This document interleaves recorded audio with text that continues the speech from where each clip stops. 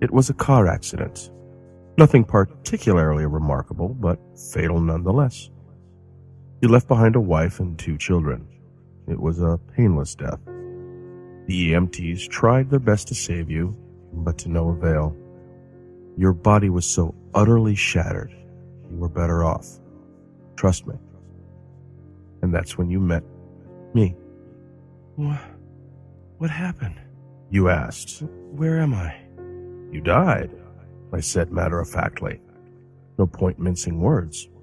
There was a truck, and it was skidding. Yep, I said. I died? Yep, but don't feel bad about it. Everyone dies, I said. You looked around. There was nothingness. Just you and me. What is this place? You asked. Is this the afterlife? More or less, I said. Are you God? You asked. Yep, I replied. I'm God. My kids, my wife. You said. What about them? Will they be all right? That is what I like to see, I said. You just died, and your main concern is for your family. That's good stuff right there. You looked at me with fascination. To you, I didn't look like God. I just looked like some man, some vague authority figure. More of a grammar school teacher than the Almighty. Don't worry, I said. They'll be fine. Your kids will remember you as perfect in every way. They didn't have time to grow contempt for you. Your wife will cry on the outside, but will be secretly relieved. To be fair, your marriage was falling apart. If it's any consolation, she'll feel very guilty for feeling relieved. Oh, you said. So what happens now? Do I go to heaven or hell or something? Neither, I said. You'll be reincarnated. Ah, you said. So the Hindus were right? All religions were right in their own way, I said. Walk with me. You followed along as we strolled in the void. Where are we going? Nowhere in particular, I said. It's just nice to walk while we talk. So what's the point then? You asked. When I get reborn, I'll just be a blank slate, right? A baby. So all my experiences and everything I did in this life won't matter. Not so, I said. You have within you all the knowledge and experiences of all your past lives. You just don't remember them right now. I stopped walking and took you by the shoulders. Your soul is more magnificent, beautiful, and gigantic than you could possibly imagine. The human mind can only contain a tiny fraction of what you are. It's like sticking your finger in a glass of water to see if it's hot or cold. You put a tiny part of yourself into the vessel, and when you bring it back out, you've gained all the experiences it had. You've been a human for the last 34 years, so you haven't stretched out yet and felt the rest of your immense consciousness. If we hung out here longer, you'd start remembering everything. But there's no point in doing that between each life. How many times have I been reincarnated then? Oh, lots.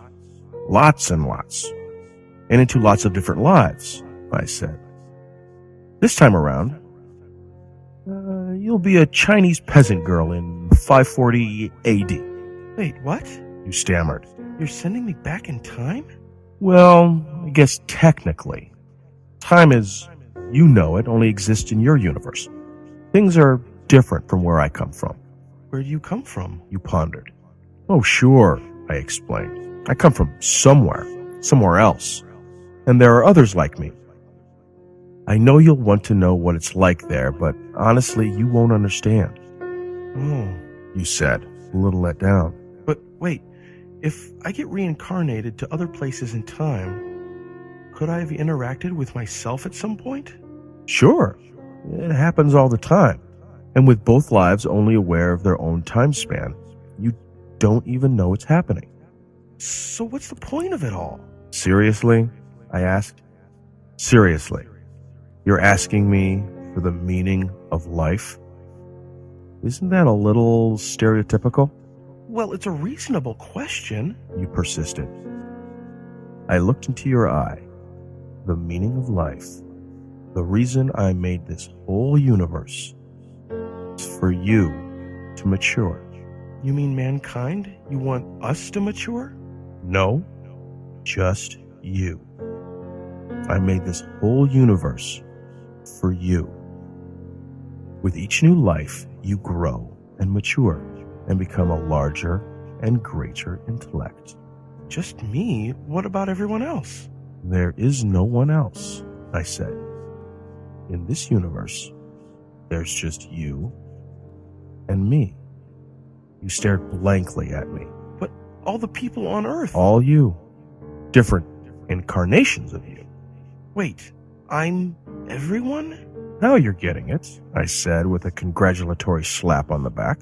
I'm every human who ever lived. Or will ever live, yes. I'm Abraham Lincoln? And you're John Wilkes Booth, too, I added. I'm Hitler? You said, appalled. And you're the millions he killed. I'm Jesus? And you're everyone who followed him. You fell silent. Every time you victimized someone, I said, you were victimizing yourself. Every act of kindness you've done to yourself. Every happy and sad moment ever experienced by any human was, or will be, experienced by you. Why? You asked me. Why do all of this? Because someday you will become like me. Because that's what you are. You are one of my kind. You are my child. Whoa, you said, incredulous. You mean I'm a god? No, not yet. You're a fetus. You're still growing. Once you've lived every human life throughout all time, you will have grown enough to be born. So the whole universe, you said, it's just an egg of sorts, I answered. Now, it's time for you to move on to your next life. And with that, I sent you on your way.